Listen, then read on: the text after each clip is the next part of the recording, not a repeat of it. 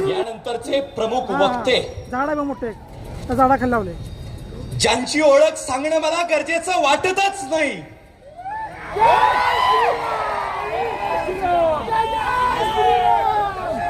पण आवर्जून सांगावं असं वाटतं, ज्यावेळेस टायगर राजा सिंगजी भैया आमदार झाले आणि शपथविधी घ्यायला गेले, शपथविधी घेत असताना समजले समोर मुस्लिम माणूस आपला शपथविधीचा अर्थ स्वीकारतोय.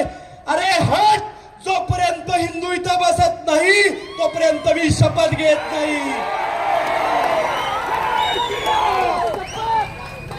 ह्याच्या पलीकडे जाऊन जर सांगायचं झालं तर ज्यांची रामनवमीची शोभायात्रा निघाल्यानंतर भल्या भल्या मोठ्या मस्जिदींवरती कापडं टाकली जातात आणि फक्त भगवा वादळ तयार केलं जातं, असा आपला शेर टायगर राजा सिंगजी आपल्यासाठी तेलंगणा हैदराबाद वरून इथं उपस्थित आहेत. स्वागतासाठी हार तुरे नकोत, स्वागतासाठी शाल श्रीफळ नकोय, स्वागतासाठी हवंय हिंदुत्वाचा नारा. जो नारा इथंच नाही तर त्या हैदराबाद मध्ये भारत माता की जय म्हणणार नाही, असं म्हणणाऱ्या ओवीसीच्या कानापर्यंत पोहोचला पाहिजे. बोला जय श्रीराम, जय श्रीराम, जय श्रीराम, जय श्रीराम, जय श्रीराम.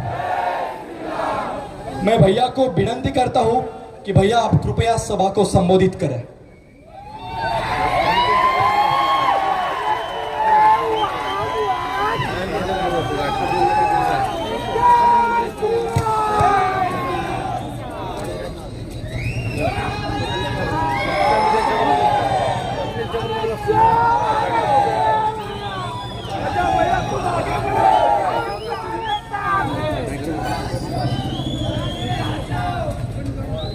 भारत माता की, इतनी आवाज बोलो, भारत माता की, भारत माता की, जय श्री राम, जय श्री राम, जय श्री राम.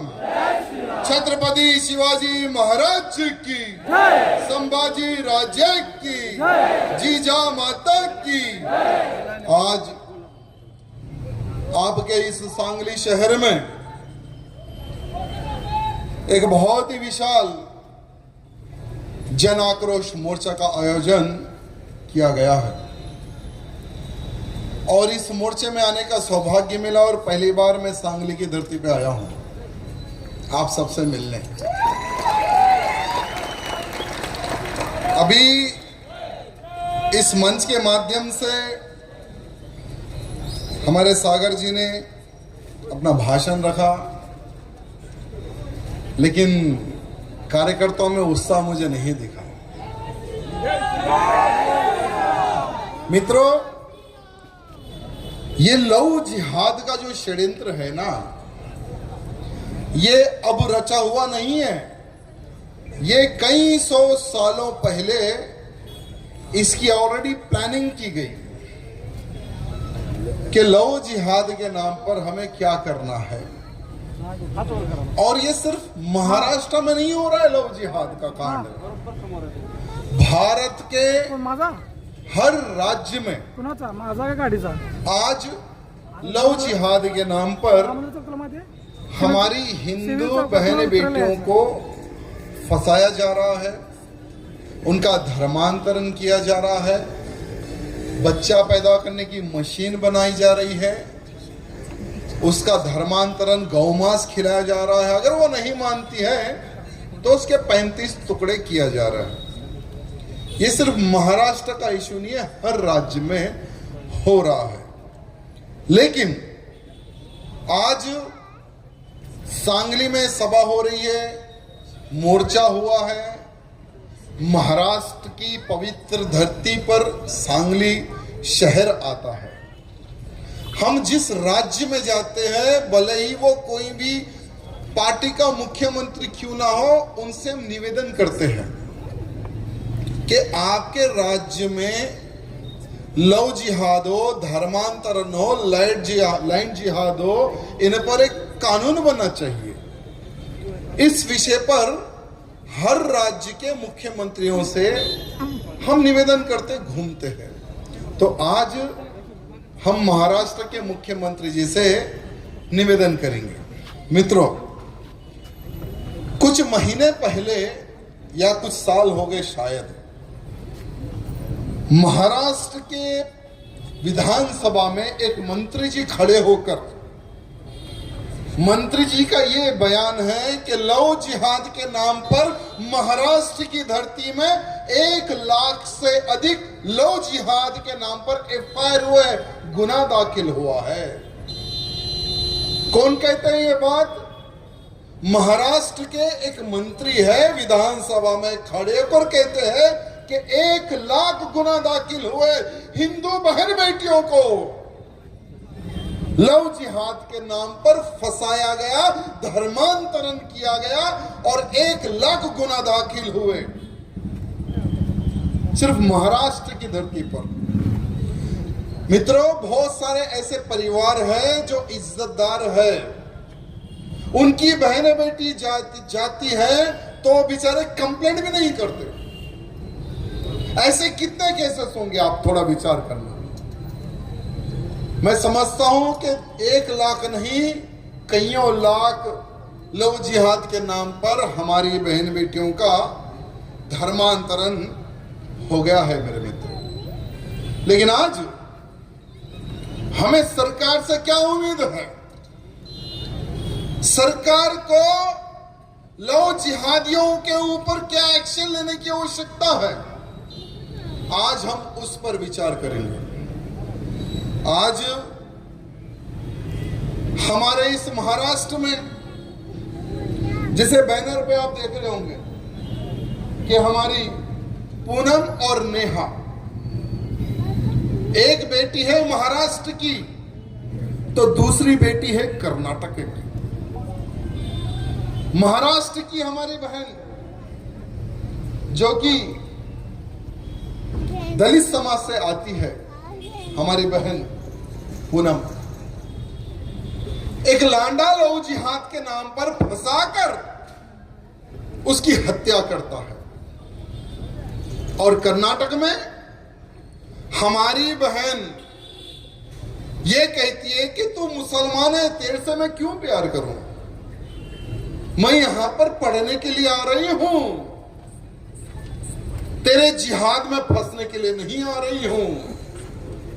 तो कर्नाटक में हमारी नेहा बहन को चाकुओं से गोद खोद कर मार दिया गया।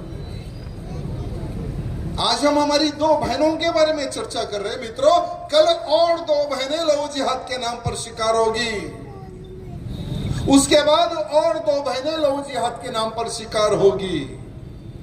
ये सिलसिला चलता ही रहेगा और हम इसी तरह से मोर्चे निकालते रहेंगे, इसी तरह से सभाएं करके हम लोग सिर्फ पुकारते रहेंगे। मैं आज महाराष्ट्र के हमारे मुख्यमंत्री जी से और हमारे होम मिनिस्टर देवेंद्र जी से निवेदन करता हूं कि महाराष्ट्र की धरती में अगर एक भी हिंदू बहन लव जिहाद के नाम पर अगर कोई भी व्यक्ति उनको फंसाने का प्रयत्न करता है तो आपको उत्तर प्रदेश के हमारे योगी बाबा वाला स्टाइल आपको अपनाने की आवश्यकता है। उत्तर प्रदेश में अरे कोई भी लव जिहाद के बारे में सोचता भी है ना तो उसकी रूह कांप जाती है और उसके परिवार की भी रूह कांप जाती है, क्योंकि उत्तर प्रदेश में लव जिहाद अगर कोई करता है तो उस हरामी के घर पे बुलडोजर जाता है। तो वो काम हमारे महाराष्ट्र में क्यों नहीं? मैं हमारे हिंदूवादी मुख्यमंत्री जी से निवेदन करता हूं कि आपको कुछ बुलडोजर खरीदने की आवश्यकता है अभी प्रेजेंट में। और हमारे मुख्यमंत्री जी से और हमारे देवेंद्र भैया जी से मैं ये कहना चाहता हूं कि डर किस बात का? क्यों हम लव जिहादियों पर धर्मांतरण जो करता है उसके ऊपर, लैंड जिहाद जो करता है उसके ऊपर, गौ माता के कत्ल करता है उसके ऊपर हम क्यों एक्शन नहीं लेते? क्यों? क्योंकि कुछ लोग होते हैं जो सेकुलर मेंटालिटी के लोग होते हैं, वो कुछ उनके आजू बाजू रहकर बोलते हैं कि भैया अगर हम एक्शन लेंगे तो इनका वोट नहीं गिरेगा। तो मैं आज डंके की चोट पर कहना चाहूंगा, लव जिहादी, गौ हत्या, धर्मांतरण का वोट कभी भगवाधारियों को नहीं गिरने वाला मेरे मित्रों, कभी भगवाधारियों को नहीं गिरने वाला, और ना ही भगवाधारी सरकार को गिरने वाला इनका वोट। इसलिए वोट का चक्कर छोड़ो।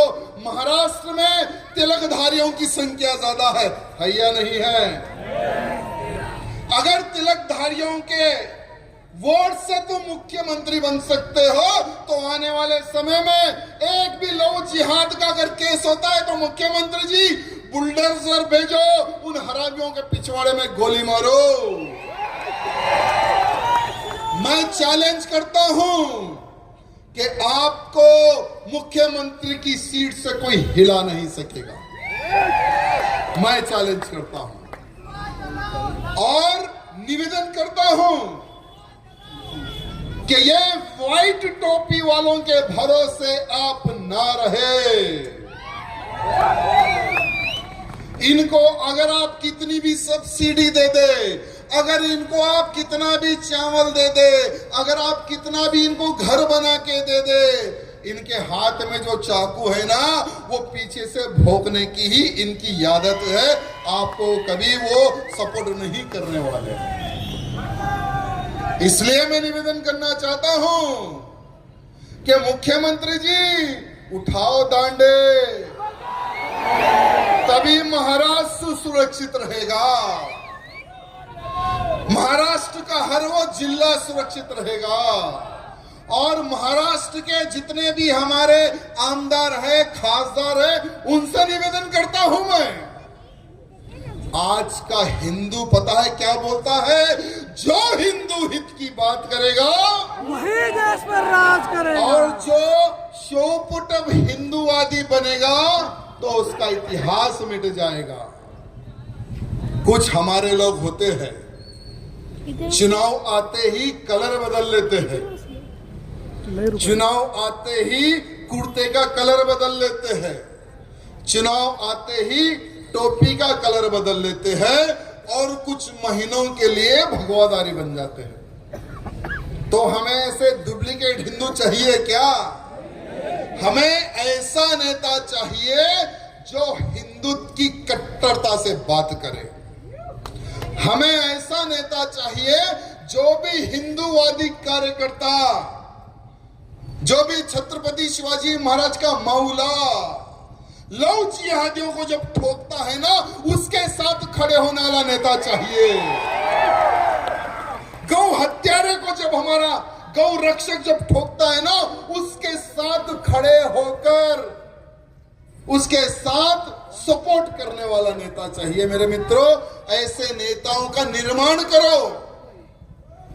अगर हर विधानसभा में अगर हमारा आमदार अगर कट्टर हिंदूवादी बन जाए तो क्या महाराष्ट्र में क्या राजा सिंह की आवश्यकता पड़ेगी? हम दूसरे राज्य में जाएंगे प्रचार के लिए।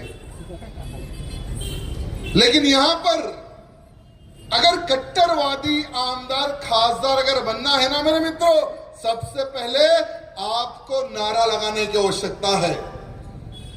सोशल मीडिया हो, सोशल मीडिया में आजकल बहुत सारे प्लेटफॉर्म आ चुके हैं, इंस्टाग्राम, फेसबुक, ट्विटर, और पता नहीं कितने की आगे हैं। सब में एक मैटर डालो आज से, जो हिंदुत्व के लिए खड़ा होगा, जो भगवे के इंसाफ के लिए लड़ेगा, पूरा हिंदू समाज उसके साथ खड़ा होगा। आज से ये आपको काम करने की आवश्यकता है मेरे मित्रों।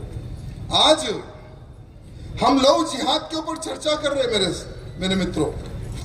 लव जिहाद एक बहुत ही भयंकर षड्यंत्र है ये, और ये सिर्फ हम लोग एक दृष्टि से देख रहे कि लव जिहाद हो रहा है, हमारी बहन को उठाकर ले जा रहे हैं, उसका धर्मांतरण किया जा रहा है। नहीं, इसके पीछे जो प्लानिंग है ना, एक बहुत बड़ी प्लानिंग है। इनकी जो प्लानिंग है, भारत में गजवा हिंद करने की इनकी प्लानिंग है। गजवा हिंद का मतलब पता है आपको? भारत में युद्ध करना, भारत से युद्ध करना। और ये लोग कहते हैं कि जो व्यक्ति गजवा हिंद करते करते अगर मारा जाता है वो शहीद कहलाएगा, और जो व्यक्ति गजवा हिंद में जीत जाता है उसको भारत पर राज करने का मौका मिलेगा। और वो लोग वो काम पर लगे हुए हैं मेरे मित्रों। और हम जातिवाद में बटे हुए हैं, पार्टीवाद में बटे हुए हैं, प्रांतवाद में हम लोग बटे हुए हैं। अगर हमारी सोच में अगर फर्क नहीं आएगा, अवेयरनेस अगर नहीं आएगा, अगर चेंजेस नहीं आएगा, तो आने वाला समय, एक बात ध्यान रखो कि आप तिलक लगाने के लिए भी 100 बार सोचना पड़ेगा आपको, 100 बार। क्योंकि ये लोग इनके मकसद में सफल हो रहे हैं। 165 देशों का एक सर्वे हुआ मेरे मित्रों, 1950 से लेकर 2015 तक का सर्वे हुआ। उस सर्वे में भारत के जो सर्वे है वो चौंकाने वाले सर्वे है। हमारे भारत में हिंदुओं की संख्या 8% कम हो चुकी है। क्यों? क्योंकि हमारी जो सोच है ना, पहले थी हम दो हमारे दो, अब हम दो हमारा एक, इसमें हमारी संख्या कम हो गई है। भारत में 8% यानी बहुत बड़ी बात है। अरे जब हमारा भारत देश आजाद हुआ 1947 में मेरे मित्रों, पूरे भारत में यानी पाकिस्तान बांग्लादेश को मिलाकर पूरे भारत में मुसलमानों की संख्या सिर्फ 2 करोड़ थी। कितने? और हिंदुओं की संख्या 35 करोड़ थी वो समय पर। और आज हिंदुओं की संख्या 85 करोड़ है और वही मुसलमानों की संख्या 40 करोड़ है। जब ग्लोबल का सर्वे आया तो 43% मुसलमानों की जनसंख्या पूरे भारत में बढ़ चुकी है। कितने परसेंट? लव जिहाद का प्लान समझ में आ रहा है? थोड़ा थोड़ा समझ में आ रहा है। जिस देश में अगर मुसलमानों की संख्या 40% से पार हो जाती है, वो देश एक इस्लामिक राष्ट्र बन गया। ये इतिहास गवाह है। और आने वाले समय में ये इसलिए लोग डंके की चोट से कह रहे हैं कि हम गजवा हिंद करेंगे, भारत को एक इस्लामिक देश बनाएंगे। आज का इनका नारा है मेरे मित्रों, आज का इनका संकल्प है ये। उस चीज को समझने की आवश्यकता है। आज रिक्शा चलाने वाला 10 बच्चे पैदा कर रहा है, ऑटो चलाने वाला 10 बच्चे पैदा कर रहा है। अरे जिनको 2 वक्त की रोटी खिलाने के लिए 10 घंटे काम करना पड़ रहा है, वो व्यक्ति भी आज 10-10 बच्चे पैदा क्यों कर रहा है? क्योंकि इनको एक टारगेट दिया गया। ये हर शुक्रवार को जब एक जगह जमा होते हैं ना, वहां पर इनको एक टारगेट दिया जाता है, चाहे कुछ भी हो जाए, एक टाइम का खाना खिलाओ लेकिन बच्चे पैदा करो। अगर वो महिला बच्चे पैदा करने में अगर फेल होती है तो दूसरी शादी करो, तीसरी शादी करो, चौथी शादी करो। उनके उसमें तो 7 शादियां तो कर ही सकते हैं। बस टारगेट है जनसंख्या बढ़ाओ। अरे ऐसे ही जनसंख्या बढ़ाते बढ़ाते मेरे मित्रों 50 पे 7 इस्लामिक देश बन गए हैं। कितने? 57 कंट्रीज इनकी आज इस्लामिक कंट्रीज है। अगर यहां पर इनकी संख्या अगर बढ़ती है, अगर यहां पे इनकी संख्या बढ़ती है, अगर भारत इस्लामिक राष्ट्र अगर बन जाता है तो तुम कहां भागोगे? अरे जब भारत से पाकिस्तान अलग हुआ, पाकिस्तान में 25% हिंदू था 1947 में। पता है आज कितनी संख्या है हिंदुओं की? सिर्फ 1%। क्यों? बाकी के 24% कहां गए? वो 24% को तलवार की नोक पर धर्मांतरण किया गया, बलात्कार किया गया, मार दिया गया। इसलिए आज हिंदू 1% बचा हुआ है, वो भी डर डर के रहता है। आज इनकी संख्या बढ़ रही है भारत में। आने वाले समय में इनके पार्षद ज्यादा रहेंगे, इनके विधायक ज्यादा रहेंगे, इनके मिनिस्टर ज्यादा रहेंगे, इनके मुख्यमंत्री ज्यादा रहेंगे। और आने वाले समय में जो वॉल सिटी का जो हमारा बड़ा साला क्या कहता है कि आने वाले समय में बुर्का पहने वाली प्रधानमंत्री बनेगी, एक मुसलमान प्रधानमंत्री बनेगा। इनका नारा ये है। और आज ये लोग डंके की चोट पर क्यों कह रहे हैं? कुछ हिसाब समझ में आया? डंके की चोट पर ये क्यों कह रहे हैं? कुछ हिसाब समझ में आ रहा है आपको? क्योंकि इनकी जो प्लानिंग है ना, हर विधानसभा में, हर पार्लियामेंट क्षेत्र में, हर जिला में धर्मांतरण करो, बच्चे पैदा करो, जनसंख्या बढ़ाओ। यही इनका काम है। अगर भारत एक इस्लामिक देश बन गया जहां पर हमारी 85 करोड़ हिंदू हैं, तो सोचो 75 साल में हम वहां पर 1% रह गए हैं और यहां आने वाले समय में हमारा हाल क्या होगा। इसलिए दूसरी बार तो हमने भगवाधारी जी को जिता दिया, तीसरी बार भी भगवाधारी ही जीतेगा। तीसरी बार भगवाधारी जीतने के बाद में महाराष्ट्र, कर्नाटक, हर राज्य के हिंदू को हम खड़ा करेंगे मेरे मित्रों। हर राज्य के हिंदू को हम खड़ा करेंगे और एक ऐसा आंदोलन करेंगे और एक सा शक्ति प्रदर्शन बताएंगे और यह डिमांड करेंगे हम मोदी जी से कि मोदी जी, जनसंख्या निरंतरण पे भी एक कानून बने। अरे हम दो हमारे दो, तो इनके भी दो ही रहने चाहिए, तब हमारा देश सुरक्षित रहेगा मेरे मित्रों। आज हमारे सागर जी ने वक्फ बोर्ड की बात कही है। आपको पता है कि महाराष्ट्र एक राज्य में वक्फ बोर्ड के पास 1,20,000 एकड़ जगह इनके कब्जे में है। आपके सांगली में 2,500 एकड़ जगह इन वक्फ बोर्डियों के हाथ में है।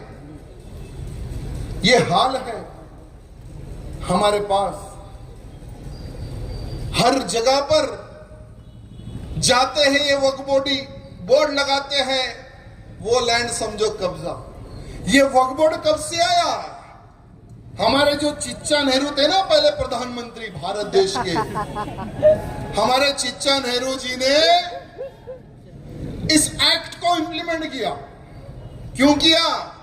क्योंकि जब भारत और पाकिस्तान अलग हुआ तो बहुत सारे भारत के भगोड़े पाकिस्तान भागे और जो भगोड़े पाकिस्तान भागे उनकी जगहों को, उनकी जमीनों को, उनके घरों को बचाने के लिए हमारे चिच्चा नेहरू जी ने 1950 या 1951 में एक एक्ट को बनाया और उसको इंप्लीमेंट किया। और आज वो समय पर हजारों एकड़ में लैंड था और आज की तारीख में 10 लाख एकड़ लैंड इनके हाथ में है पूरे भारत में। और सिर्फ महाराष्ट्र में 1,20,000 एकड़ लैंड इनके कब्जे में है। तो हमारे प्रधानमंत्री जी एवं हिंदूवादी जो हमारे मुख्यमंत्री जी हैं, जो हमारे देवेंद्र भैया जी हैं, उनसे हम निवेदन करते हैं कि इस एक्ट को खत्म करने की आवश्यकता। एक देश में एक कानून होना चाहिए या नहीं होना चाहिए बताइए? अरे मेरे भारत में ये शरिया बिरिया नहीं चाहिए। मेरे भारत में बाबा साहब अंबेडकर जी का संविधान चलना चाहिए, ना कि मुगलों का संविधान चलना चाहिए। मेरे भारत में जितने भी जो वक्फ बोर्ड के लैंड पर जो लैंड है उन पर हॉस्पिटल बनना चाहिए। वक्फ बोर्ड एक्ट को खत्म करना चाहिए। जितनी जगह है वहां पर मकान बनना चाहिए हिंदुओं के लिए, ग्राउंड बनना चाहिए हिंदुओं के लिए, कॉलेजेस बनना चाहिए हिंदुओं के लिए। मेरे मित्रों, तभी हम हमारे घर को बचा सकेंगे, तभी हम हमारी जमीनों को बचा सकेंगे। इस बार चुनावों में वोट प्राप्त करने के लिए लोग बहुत बड़ी बड़ी बातें करें, ठीक है, अभी इलेक्शन कोड है, हम उस पर नहीं जाएंगे। लेकिन आज महाराष्ट्र के सांगली के हर वो हिंदू को आज एक संकल्प लेने की आवश्यकता है, संगठित होने की आवश्यकता है। मैंने देखा था कि पिछले मेरी माताएं बहनों की संख्या ज्यादा थी, यहां तक आया, तक संख्या कम हो गई। लेकिन बहुत अच्छी बात है कि हमारी माताएं बहनें भी यहां पर उपस्थित है। लेकिन मेरी माताओं बहनों से निवेदन करना चाहता हूं, जब तक आप लोग लव जिहादियों को जवाब देने के लिए एक अवेयरनेस कार्यक्रम नहीं लगाएंगे, तो हम जो हमारा जो संकल्प है, हमारा जो टारगेट है, हम उसमें कामयाब नहीं हो सकते। आपको एक ही काम करना है मेरी बहनों, मैं इस पार्टी की हूं, मैं उस संस्था की हूं, मैं इस ऑर्गेनाइजेशन की हूं, सब साइड में रखो। मैं एक हिंदू हूं और मेरा कर्तव्य है मैं 10 मेरी बेटियों को लव जिहाद के षड्यंत्र के बारे में बताऊंगी। ये संकल्प आप लोग, यूट्यूब हो, गूगल हो, उस पर आप सर्च कर लेना कि लव जिहाद षड्यंत्र क्या है, आपको पता चलेगा। उसके बारे में हमारी बहन को बताना। आज हम लोग लव जिहाद के बारे में चीख रहे हैं, पुकार रहे हैं। लव जिहाद की अगर हम बात करें तो हमारे पुलिस भाई हमारे ऊपर गुना दाखिल कर रहे, कोर्ट को जा रहे हैं हम लोग। मैं तेलंगाना से हाई कोर्ट आता हूं, आपके Mumbai high court case attend करने के लिए 2 दिन जाते हैं मेरे, 2 दिन। और एक केस नहीं है मेरे महाराष्ट्र में, लगभग 17 केसेस तो हमारे महाराष्ट्र में मेरे ऊपर ठोक के रखे हैं। तो उन केसों के लिए आता हूं मैं अटेंड करने के लिए। लेकिन मैं ये नहीं सोचा कि आज सांगली में आऊंगा तो मेरे ऊपर गुना दाखिल होगा। मैं सांगली में आया हूं तो मेरे नौजवानों को छत्रपति शिवाजी महाराज का मावला बनाने के लिए आया हूं।